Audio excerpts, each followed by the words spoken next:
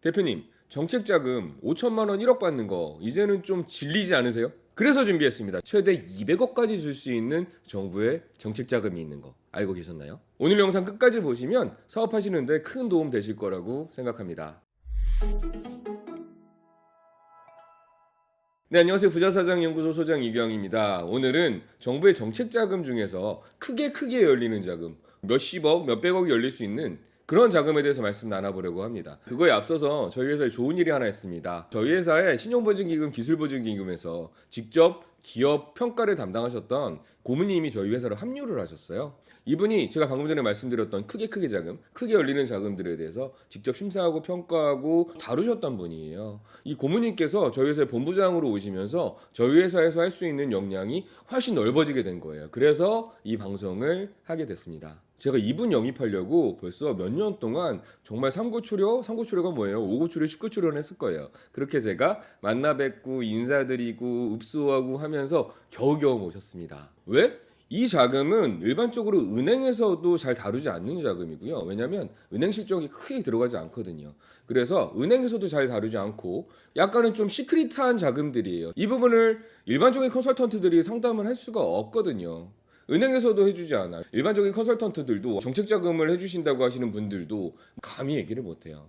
그러니까 제가 얼마나 우리 고모님을 탐내했겠어요. 이분이 저희 회사에 오심으로 인해서 저희 회사는 더 넓은 지평을 열 수 있게 된 거죠. 정리해서 말씀드리면 일반적인 중소기업의 운전자금은 10억 아니면 많이 나와봐야 20억까지가 맥스라고 보시면 돼요. 20억 이상은 거의 열리지가 않는다. 왜? 지점에서 10억 이상 간다고 하면 본사를 올려가지고 정견을 맡아야 되는데 그거 얼마나 까다로운지 아세요? 그러니까 그게 잘 안 열린단 말이에요. 하물며 20억 이상, 30억 이상, 40억 이상을 어떻게 여냔 말이죠. 그런데 이 자금은 그 이상을 열어놓고 있다라고 생각하시면 굉장히 매력적이지 않나요? 자, 그 자금의 이름이 뭐냐면 유동화 자금인데요. 간단하게 얘기하면 그런 거예요. 저희 혹시 한전채권 아시나요? 아니면 동양채권, 혜태채권 이렇게 대기업들에서 발행을 하는 채권에 대해서 알고 계신가요? 이런 거예요. 일반적으로는 저희가 예금을 하면 은행에서 그 돈을 다 모아가지고 기업들에게 돈을 빌려주고 중간에서 이자 차익을 남기는 거잖아요.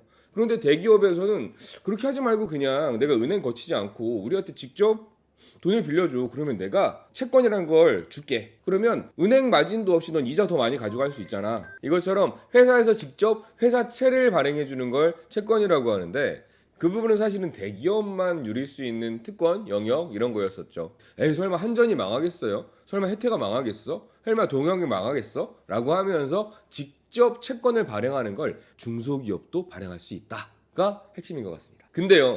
입장 바꿔서 한번 생각해 보세요. 사장님이라면 중소기업만 믿고 그 자체만 믿고 돈을 빌려주겠어요? 굉장히 어려운 문제란 말이에요. 사장님이라면 저희 회사한테 돈 빌려주겠습니까? 안 빌려주실 거잖아요. 그래서 정부에서 도와주는 거예요. 정부에서는 어떻게 하냐면 야 이번에 우리가 CBO를 한 4천억 정도 발행을 할 건데 대기업 몇 개 들어오고 중견기업 몇 개 들어오고 중소기업 이만큼 들어와. 그러면 이 중소기업 하나만 보고 빌려준 걸까요? 아니면 이 뭉탱이를 보고 채권을 보고 믿고 들어온 걸까요? 뭉탱이 채권을 믿고 들어온 상황이 되는 거예요.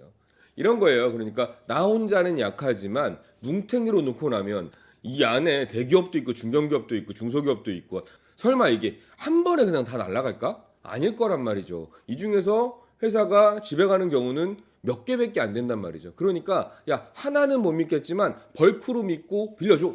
이거를 만들어 놓은 거예요. 어떻게? 공공성으로 만들어 놓은 거예요. 다행인 건 이 PCBO를 정부에서도 굉장히 확대하려고 노력을 하고 있어요. 그리고 지금 상황이 많이 어렵잖아요.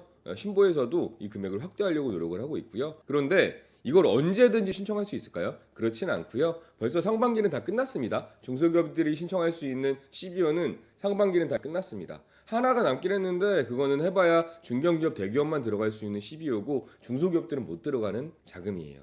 그럼 어떻게 해요? 하반기 준비하셔야죠. 하반기 준비. 하반기 안 되면 또 어떻게 해요? 내년 1월 준비하셔야죠. 그걸 언제 한다? 지금부터 해야 된다. 12월은 일반적인 정책자금이랑 틀려서 준비 좀 잘 하셔야 되거든요. 자, 이렇게 시기를 말씀드렸고 두 번째, 어떤 기업들이 들어갈 수 있는 건데? 라는 질문이 있으실 거예요. 어떤 기업이 들어갈 수 있냐면 제조업 기준으로는 최소한 매출이 100억 이상은 돼야 될 것 같고요. 유통업 기준으로는 최소한 매출이 200억 이상은 돼야 된다. 그리고 기업 등급은 BB 등급 이상은 돼야지 검토할 맛이 난다라고 생각하시면 좋을 것 같아요. 그 언더기업은 안 돼요. 그러니까 내가 만약에 그 언더기업이다라고 하시면 내년을 준비하셔야 되는 거예요. 내년에 우리가 매출을 이만큼 늘리고 거기다가 업력도 3년 이상 된 기업들만 신청할 수 있다라고 생각하시면 좋을 것 같습니다. 자, 그러면 알겠어. 이제 내가 언제 열리는지 시기도 알겠고 금액도 20억 이상 열릴 수 있는 건 이거밖에 없는 것도 알겠어. 그리고 이걸 할 수 있는 조건도 매출이 100억 또는 200억 이상 돼야 되는 것도 알겠어. 그럼 이제 어떻게 해야 되는데 궁금하시죠? 대표님은 어떻게 하시면 되냐면 상담 신청서만 남기시면 되세요. 그러면 이번에 저희가 모시게 된 본부장님께서 대표님 회사를 컨설팅해서 상담 드릴 수도 있다라고 생각하시면 좋을 것 같아요. 물론 조건이 안 되시는 분들은 저희가 다 알려드릴 거예요. 그리고 혹시라도 조건이 되지 않아서 이 환경을 잘 만들어야 된다고 하면 저희 회사랑 같이 환경을 잘 만들 수 있는 컨설팅을 진행을 해드리려고 합니다. 그거는 탄탄하게 잘 준비해서 계획을 잡고 하나씩 실행을 하는 단계라고 가시면 됩니다. 그러면 어떻게 한다? 대표님은 상담 신청해 주시고 저희는 하나하나 실행 계획을 잡아서 대표님이랑 소통을 하는 거다라고 생각하시면 심플하지 않나요? 쉬워요. 어떠신가요? 제가 오늘 많이 기뻐 보이지 않나요? 오늘 이렇게 대표님들께 이 크게 열리는 자금에 대해서 소개시켜 드릴 수 있어서 참 기쁘고요. 우리 대표님 회사가 크게 번창하는데 도움이 될 수 있는 그런 회사가 됐으면 좋겠습니다. 대한민국의 중소기업들이 많이 힘듭니다. 많이 힘들어요. 중소기업이 중견기업까지 가는 건 정말 하늘의 별 따기인 것 같아요. 낙타가 바늘구멍 들어가는 거랑 같은 것 같아요. 그런데 어때요? 우리 다음 세대가 잘 살기 위해선 중소기업이 탄탄하게 받쳐줘야 되고 이 중소기업들을 기반으로 해서 이 중에서 난세의 영웅 중견기업들이 탄탄하게 나와줘야 되는 거고 중견기업들 중에서도 또 대기업이 나와줘야 되기 때문에 우리 중소기업들이 얼마나 잘 살아남아야 되고 탄탄해야 되는지는 우리 모두 공감하는 내용이라고 생각합니다. 오늘도 어떻게 도움이 되셨는지 모르겠습니다. 저희와 함께 회사의 로드맵을 그리고 하나씩 실행해 나갈 수 있는 그런 대표님들께서 신청해 주시길 바라고요. 저희도 항상 도움될 수 있는 정보로 찾아뵙도록 하겠습니다.